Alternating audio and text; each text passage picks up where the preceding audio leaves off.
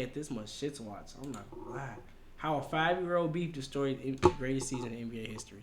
Bro, he finna cook up some BS. Cause this is I ain't gonna lie, but it's 25 minutes long. But I feel like he finna cook up some BS. He finna just start saying shit. I ain't gonna lie. What y'all think? Y'all think he actually finna have a point, or he finna get the yapping? When players have beef, it's usually nothing. Maybe some smack talk here and there, some friendly banter from... Man, NBA beef not the same, bro. Like in the 90s and the 2000s, bro, that shit was personal. I'm not gonna lie, half of that shit was personal as fuck. That's what made the basketball game so much better, bro. That's what made, bro, like the NBA is so unwatchable now. Like you can't watch that. Bro, that shit is so bad, bro. There's so many things wrong with the NBA right now. Like I can't. Betting ruined it. I ain't gonna lie, players, I don't know what these niggas be on. These niggas be like tweaking, bro. But the NBA is not the same, bro. It is terrible. I can't, bro. I don't know when's the last time I watched the NBA game. Time to time, a subtle jab or some extra motivation for the next time they match up. In rare occasions, beefs grow into something more. Real rivalries with very real consequences. Niggas like but Kevin more often Garnett than not, smacking niggas. I mean, the closest thing we got Draymond Green and Dylan Brooks, but them niggas soft. Them niggas soft as hell. The respect is mutual, and the beef players have is in the spirit of some good, admirable competition. Yeah, Giannis be lame as hell. But what if it wasn't? Giannis ass lame. What if it got so out of control, it altered the very history of the NBA itself? When two players despise each other so much that the mere comparison of them is met with consequence. And what if the beef began over something that never really even mattered in the first place?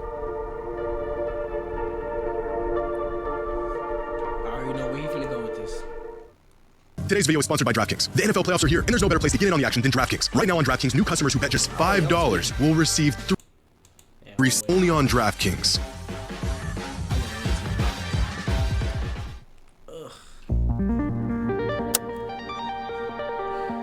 The first mention of Wemby and Chet together in some degree, at least from what I could find, was in a basketball forum all the way back in... These niggas was young as fuck. Like, that is crazy. These niggas was young as fuck.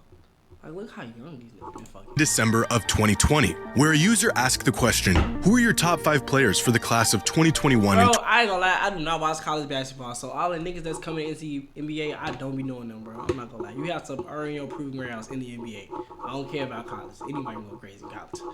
This is the NBA. This is the real deal. If you going off, you go off. If you not, you trash. 2022. Every single answer that followed containing both the names Victor Wembanyama and Chet Holmgren, but in different orders. Chet 2, Wemby 3, Chet 1, Wemby 3, Wemby 2, Chet 3, Wemby 1, Chet 2. 2020 doesn't feel too long ago, but anyone who had Victor as the best prospect in 4 years ago, that shit is fucking crazy. This class was well ahead of the curve, since at the time he was just 16 years old and had about 10 months of film on his resume where he looked like an actual child trapped in a giant's body. Chet, on the other hand, was the #1 ranked prospect in America in his senior year of high school, already committed to Gonzaga and nearly 2 years older than Wemby.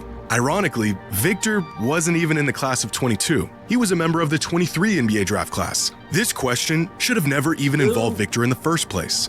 But fate would have it that these two would be compared long before they ever even faced one another. Due to COVID restrictions at the time, any and all potential interactions between the two were held off until the following season. But 7 months later, in the summer of 2021, Wemby and Chet would match up for the first time in their careers, in a game that would spark the most heated rivalry in basketball today.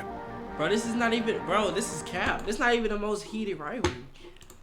Who y'all think got the most heated rivalry in the NBA, like player-wise? Not team-wise, but player-wise. Like, who beef, like, you just had to watch it? Like, who into you? In July of 2021, the FIBA Basketball U19 final came down to the USA versus France, the most highly anticipated matchup of the summer with a world championship on the line. As usual, Team USA had a stacked roster featuring 10 future NBA players, some of which include Jaden Ivey, Peyton Watson, Kenny Lofton, Ryan Kalkbrenner, and the best player in the country, Chet Holmgren. France? Well, they had a 17-year-old Victor Wembanyama, who at the time was already seen as the best prospect in the world, regardless of age. The freakish frames and tools of both Wemby and Chet sparking conversations of similarities between the two. Both slim, lengthy big men with offensive games far too sharp for their size and NBA-ready defensive instincts. Who's better? Who is the rarer unicorn? By the end of this game, those questions were answered. Victor Wembanyama was clearly a step above everyone else. Second boot, Wembanyama Emahi Balu gets inside, missed, and then Wembanyama there for the putback. Alley-oop, Wembanyama, how did you lose sight of him? Down the lane. Miles spins, gets rejected by Wembanyama. Miller. Bro, for him to be spanking them like that, the game is close. Pump fake, and puts it up, and he is fouled. Every possession important. Wembanyama for three. Peekaboo drives in on the follow from Wembanyama. Again, Lofton, and this time rejected. Hands on it. It's another tough shot attempt to it. Miles, he gets blocked by Wembanyama.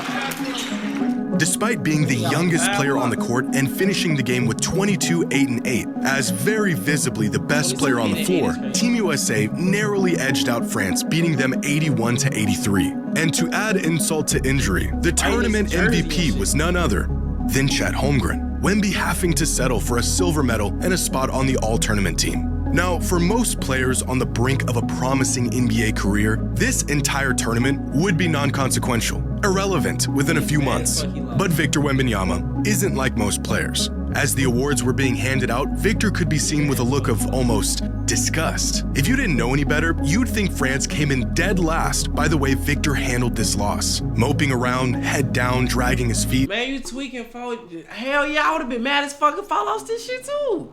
I'll be mad as hell. Disinterested in the whole thing. I Appalled even that they didn't win the tournament and he didn't win MVP. A moment that Victor Wembanyama recalls as the worst basketball memory of his life, saying, quote, "Just thinking about it makes my jaw clench. It's a regret. An unfilled hole inside me that I have to fix." This quote is borderline concerning. These are— I ain't gonna lie, that's a good motivation to have on your shoulders. I ain't gonna lie. He gonna win him a ring for sure. Are not the words of a kid ready to just forget and move on to a bright NBA career. Unbeknownst to him, Chet Holmgren created a void in the career of the best basketball prospect on the planet. And by any means necessary, Victor was going to spend the next half-decade filling that void.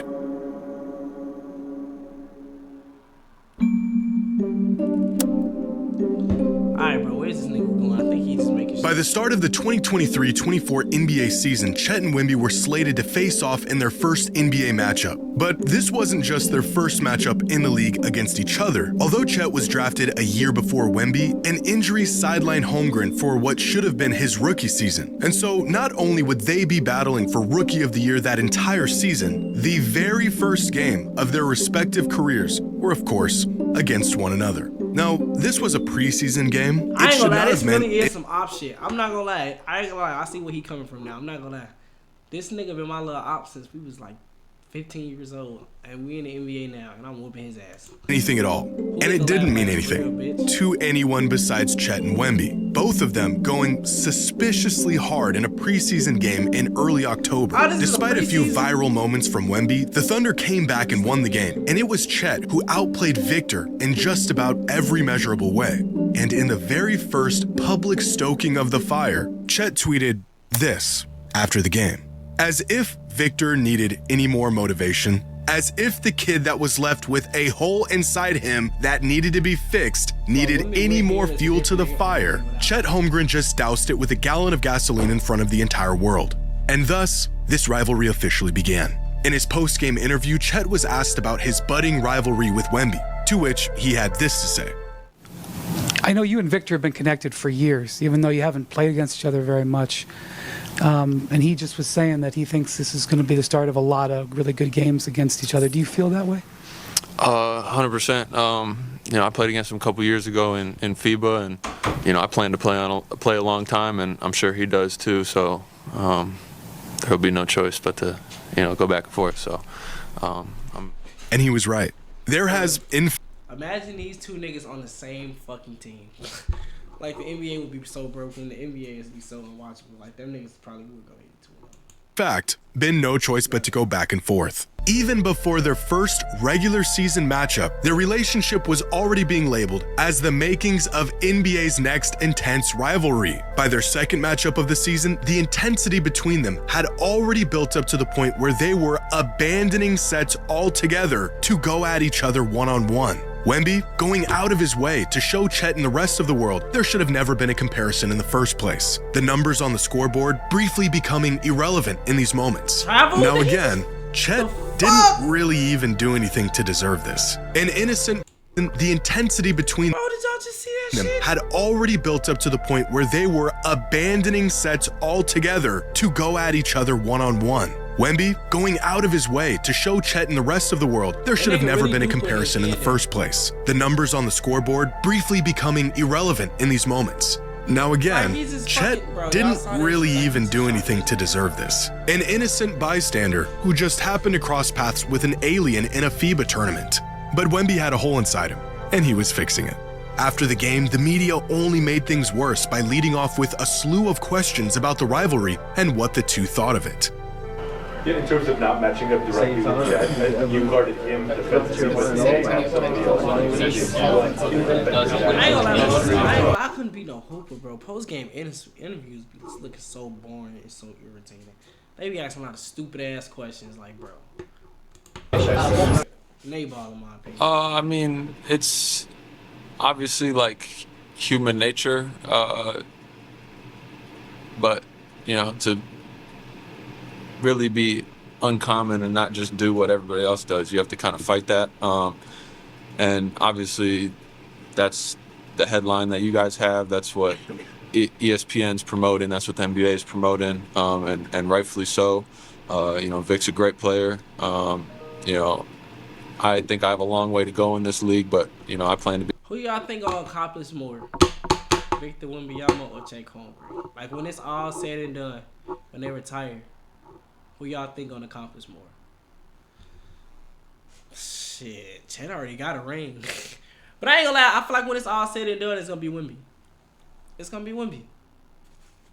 He just gotta get on the right team. They gotta put the right people around him. I mean, they do now, but like to make a real championship run, I feel like they could, but I feel like they missing like one more superstar, like one more superstar player, like Be a great player. a guard, like a small forward. I mean, I wasn't matched up against him the whole game. You know, my first goal is always to win. De'Aaron Fox cool and all. I don't. In a game like this, I don't think about that, especially in the loss. First impression of these two unicorns and their potential in the league, it was a fairly even matchup. Wemby was great, but so was Chet. Their names still intertwined, and for many fans, they were each other's equal. This is potentially the beginning of something special, not only for the two of them individually, but the two of them head to head. I think both of these guys are studs. They're future stars. You think that there's a better... You think this is gonna be the LeBron Curry era rivalry? Hold on. Let me cook now. Y'all think this the LeBron Steph Curry of the new generation? No, I mean not like, you gotta get what I'm saying. Like I'm saying it as weird. Damn, what the fuck? version of me, or I'm already better. Like the LeBron Steph Curry type of rivalry. That type of rivalry. Y'all think they could fulfill? Because I ain't gonna lie, LeBron finna leave, Curry finna leave. They need a new rivalry in the NBA. Hold on. Let me cook. Him in under 19. There's a competitiveness that you see from Chet. I don't know about that from Victor yet. I believe that he is that dude because he has all of the talent and all of the skills and he's mature beyond his years, as everyone says. But I do know that both of these guys seem like they're uber talented and they have some dog in them. The league needs Victor Wembanyama. They need Chet Holmgren to be players that are transcendent. This, however, did not last very long. By the end of their rookie seasons, Wemby had firmly asserted himself as not just the superior player, but the future face of the league. I don't think Chet is race for MVP, but Wemby is though. Hold on, is he? No, he not. I'm too young. A season that Don't listen to me. I'm too young. was capped off with Wemby's first triumph over Chet. But I ain't gonna lie, if he didn't mix all these games on, bro, he definitely would be. #1 pick and otherworldly expectations to now the unanimous winner of Rookie of the Year. Victor Wembanyama lived up to the hype. The unanimous NBA selection for... So Wemby won Rookie of the Year. Chet won a ring. Rookie of the Year, only the 6th time in NBA history the Rookie of the Year race has been unanimous. He was the 3rd #1 draft choice. What has it meant? Damn, Pooh, I see arrested again? Everything, you know. Victor didn't just win Rookie of the Year, he won it unanimously, And, more importantly, he stopped Chet from winning it. I mean, that nigga won a fucking finals. Fuck the rookie of the... Man, fuck that. I just won a ring, nigga. Wait, no. That wasn't the same year. But still, in general. You can come up with fuck that. 50 pros and cons for each of us on who's on our team, what we're playing for. At the end of the day, what is the criteria? This is my thing. Hold on. I'm so sorry. This nigga Pooh Shiesty is back in jail. What the fuck did he do now? Motherfuckers talking about, yeah, just keep that nigga. Talking about a nigga locked back up for the freestyle. On God. Talking about they looking for them crated grenades. I told y'all, bro. Grenades where it's at. Talking about we need a second day out. I'm fucking screaming. Damn, bro. His ass tweaking. Thing with all NBA awards, like, what is the criteria? It's hard. It's all in the eye of the beholder. So it's like, who has more voters that believe in their side of the criteria, I guess. Like, I mean, all credit to him for, a great season and everything. And, we're not rookies anymore. So, like, I mean, you didn't play your next game, though. You what? I played more than 82, though. So that's the rule on our team. Wait, play more than 82. Is that still a... Most of y'all don't get the chance, though, because most rookies don't get into the playoffs. So you can't play more than 82. Yeah. So, As much as they tried to deny it, this was a rivalry, and it was building quickly. And for just a moment, a small portion of that hole created in 2021 was fixed. But not for long.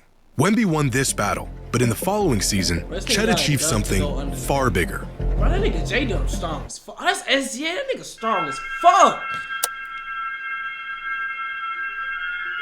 By the start of the 2024-25 season, most fans had accepted that Wemby had taken a leap over Chet. Going into the season, Wemby had jumped all the way up the player rankings to 11th. Chet Holmgren, 32nd. Even in the description of his ranking, Chet unable to escape the expanding shadow of Victor's ascension. But despite the gap that he was building on Chet, Wemby was still unsatisfied with the fact that they were still being mentioned in the same breath. In fact, his disdain for Chet and the Thunder was only growing over time. What happens when you bring up Chet to Victor? Well, Chet is not exactly Candyman, but Victor will not even say the man's name. Wow. And that's pretty much been the theme ever since Victor Wembanyama arrived in San Antonio. I think it's because, that there is a real budding rivalry here. And on both sides, both of those guys are trying to take the attention away from the rivalry and put it specifically on the teams, Oklahoma City and San Antonio. That's what's going on these days. But I'm telling you, they do not like each other. They respect each other, but you'll see it manifest itself on the court. As Andrew Schlecht of The Athletic put it, Wemby was creating his very own Voldemort. The kid was pouring mental lighter fluid on a fire that was already out of control. It only made matters worse when the Spurs acknowledged that they were using the Thunder as the blueprint for where they wanted to be in the future. It's the kind of motivation that... You got a whole bunch of young players, a good-ass coach. Everybody play their role. Don't nobody step out their role. They got niggas for certain shit. I ain't gonna lie. They did the shit legit. They got the shit with picks and shit. They did it legit. I ain't gonna lie. These niggas was on to something. Can consume a man if he isn't careful. And Wemby was eaten alive by it. In their first matchup of the season, Chet completely outclassed Wemby, holding him to just 6 points in statistically his worst game of the entire season. On the other end, Chet had himself a game. The Thunder won the matchup, they were looking like early favorites to win the title, and the Spurs were still trying to figure out how they could possibly keep up. A performance that rekindled the Wemby versus Chet conversation. And before Victor could once again prove otherwise, he was dealt his biggest challenge yet.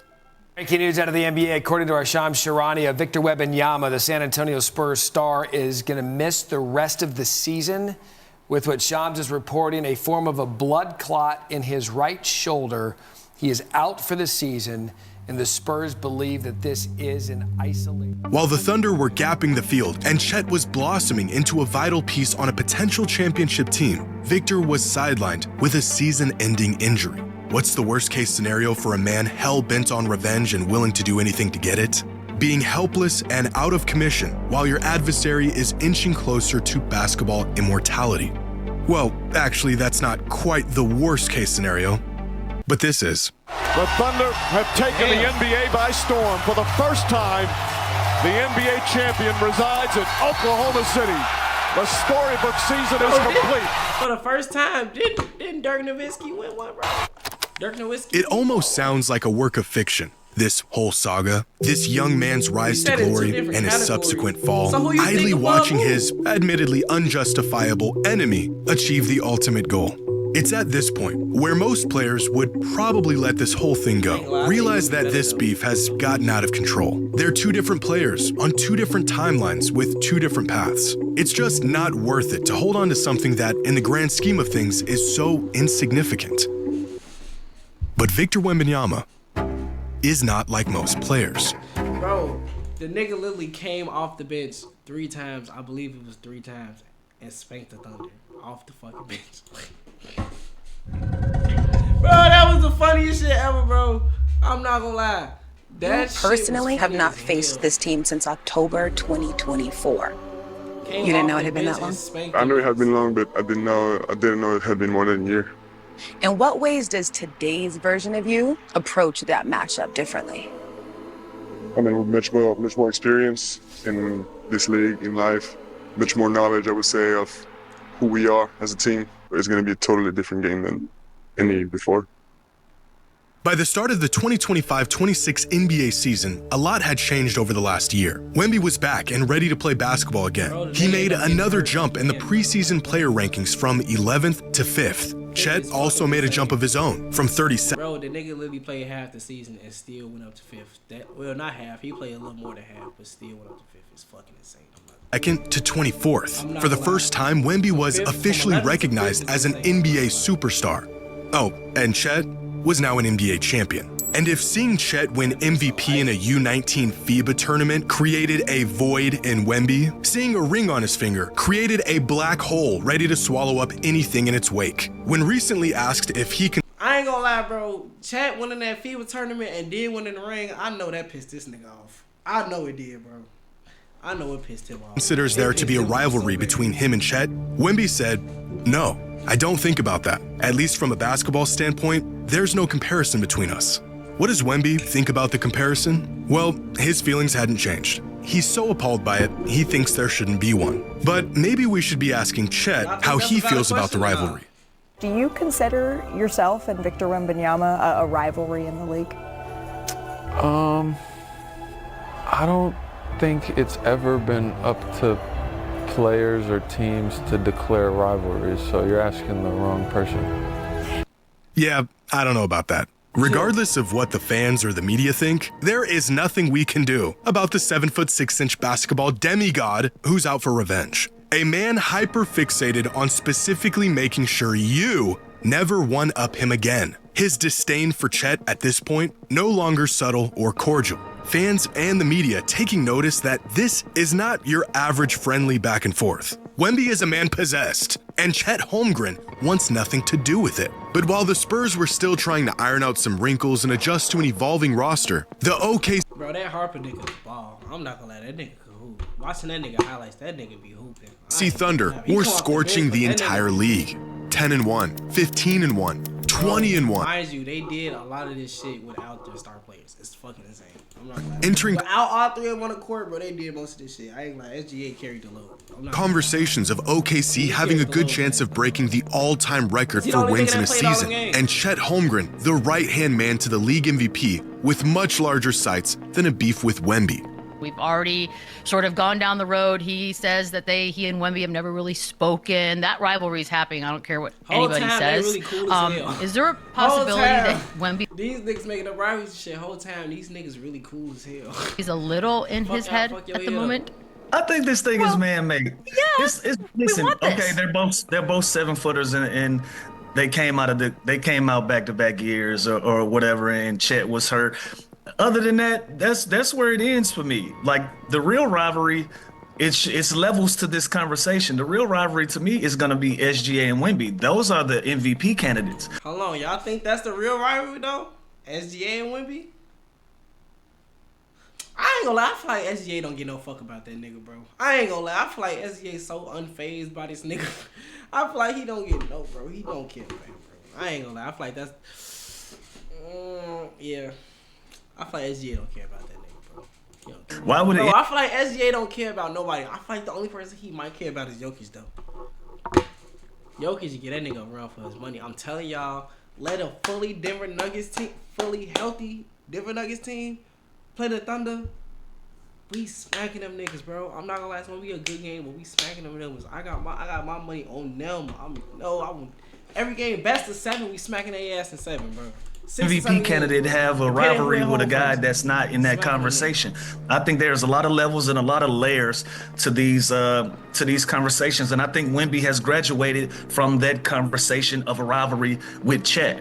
It looked like there was nothing that could slow down OKC, and for some, this rivalry was a thing of the past. When it came time for these two to face off again, at least on paper, the Thunder were a better team in the midst of what could have been the greatest season the league had ever seen. But after 14 long months since the last time Victor saw Chet on the court, and 4 years after Chet stole his tournament MVP, on December 13th, the day had come, where he could finally get back to fixing that hole.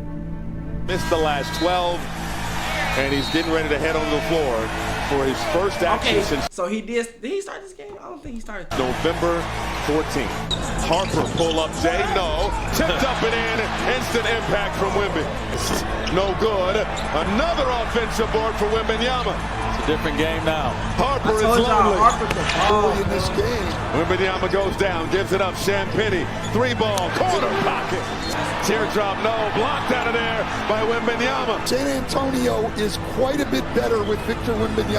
That's why you have to go. I ain't gonna lie. When Wemby not on the floor, bro, I be peeping like the Spurs really do be losing. Like them niggas be fucking losing. But when he come out of court, he either get tired or they end up winning, or they end up taking the lead, bro. With my experience, Dan Dwayne, Wemby's a plus 20. Not a post-up for a big like Wemby is at the high elbow. Here's this matchup. Wembanyama with the rejection on home. Wembanyama changes everything at the defensive end of the floor. Everything. It's over to Wembanyama. Made the catch. Fading away. How do you guard that? Wembanyama got it back. Fires. And it drops. I'm just bigger than you. That's all this boils down to. I'm big. You snapped their 16-game winning streak, just their second loss of the season. We saw your emotions throughout this one. Bro, this nigga literally came back from injury and smacked them niggas, bro. Like that shit. The Spurs is something. I ain't gonna lie. The Spurs, fuck the Spurs, bro. Yeah, it's trash. Wemby, on the other hand, he is. Everyone's saying that the Thunder is a team that is almost unbeatable. What does this win say about where this group is right now? It says a lot, and it says a lot about where it's going to be in the future. I mean, that's only their second loss of this season. It means something. For the Spurs, the same starting 5 we have seen. Slips, Wemby steps right through. Oh my goodness! Right over Chet Holmgren. What the fuck is you talking about? Harper thrown out. Wembanyama dumps it. Back out. Wembanyama shot clock at 6. Stepping back for 3. First double-digit lead for the Spurs. Up 12. It's going crazy. What a Christmas gift for San Antonio Spurs fans. They beat the Thunder 2 times in a row. They literally beat them 2 times in a row. The second time by 20, and then they just start beating on bongs and shit. Like these niggas lost their mind. Tradition. You know what's wrong with shit? Oh shit.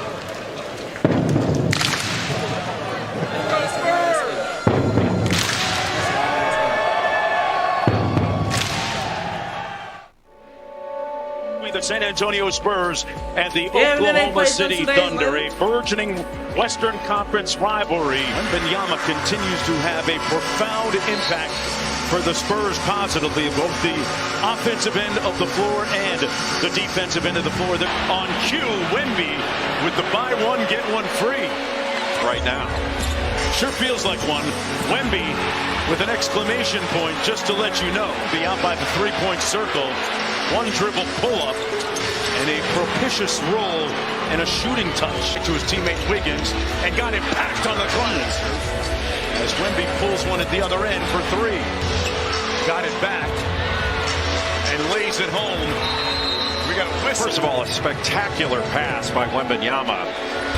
Off the wide action. Wemby pulls the three. Got it. Come on. Not only are they kicking their ass on the floor, but they're letting them hear about it. The passion, the noise talking. And not only have they beaten them 3 straight times, they punked them 3 straight times. How much fun was it to be back in the mix again after having to wait the last few weeks to play? Oh, I mean, you can't imagine. Just get better, do some beautiful things. And I just wanted to be a part of it, you know, and I'm glad that we can still do it when I'm here. I have no doubt, of course, but I'm just glad to be a part of something that's growing to be so beautiful and so pure and ethical basketball, you know.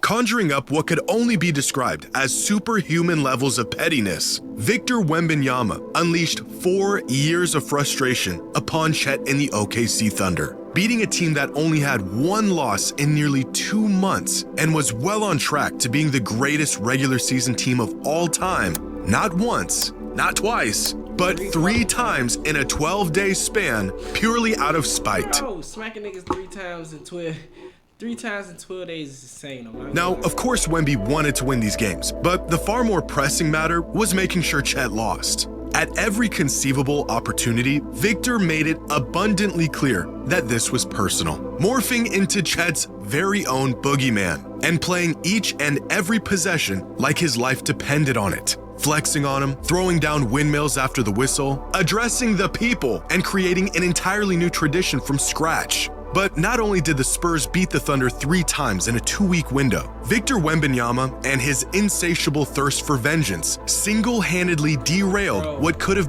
he made a chant just to whoop y'all ass. Been the greatest regular season of all time. The Thunder's record leading up to that fateful December 13th night, 24-1, on pace to beating the all-time wins record. Their record since that first matchup against the Spurs, 6-6. The record now well out of reach. Now, to say the Thunder have completely unraveled simply because Victor is a resentful man who is hell-bent on not letting things go may sound like a bit of an overestimation of the damage Wemby inflicted onto this franchise. Then again, if you told someone the future face of the NBA is still mad over a meaningless MVP he lost 5 years ago in an international tournament that nobody remembers and is still seeking revenge on the poor guy who stole it from him to this day, that would probably sound like an overreaction too. Yeah, I ain't gonna lie, I feel like that's just crazy. I mean, it's not that crazy though. I could feel what he. For the Spurs, these wins were a step in the right direction, a sign that they could really compete and beat the best team in the league. But for Wemby, these wins were retribution. They ain't beating us though. A full healthy Nuggets team, they not step closer to filling the void where that MVP should be. Intrinsic proof that there should have been no comparison, and that he is definitively better than Chet. A conclusion that all of us reached about 2 years ago.